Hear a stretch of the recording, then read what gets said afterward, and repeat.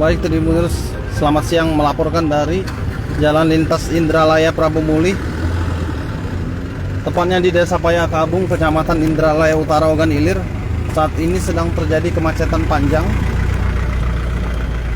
kendaraan karena terjadi kecelakaan melibatkan 3 buah kendaraan, 1 minibus dan 1 dump truck di Desa Payakabung, Kecamatan Indralaya Utara.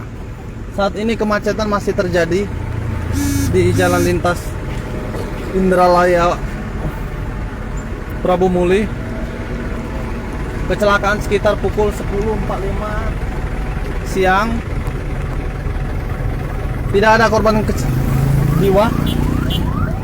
Tidak ada korban jiwa, namun 2 orang korban mengalami luka-luka. Ada 2 orang penumpang. Ada 8 orang penumpang di dalam kendaraan, namun 2 orang yang mengalami luka-luka.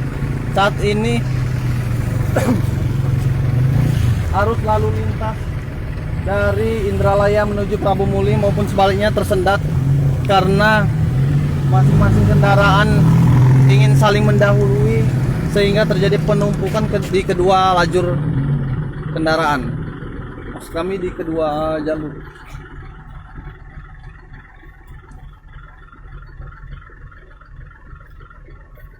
Kemacetan masih terjadi. Ini lokasinya tepatnya di depan Puskesmas Payakabung.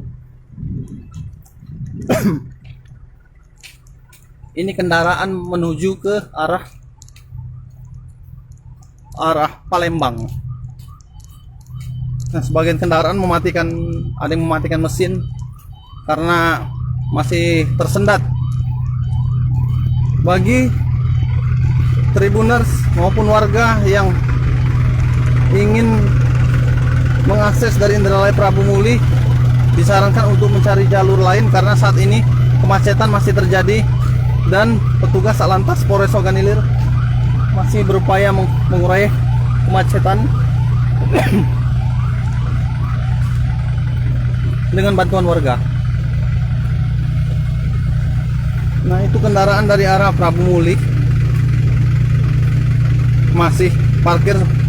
Bahkan ada kendaraan yang berhenti di sisi kanan jalan.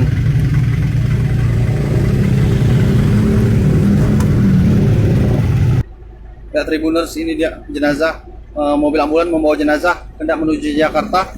Saat ini tertahan di Desa Payakabung, Jalan Lintas Indralaya Prabu Muli.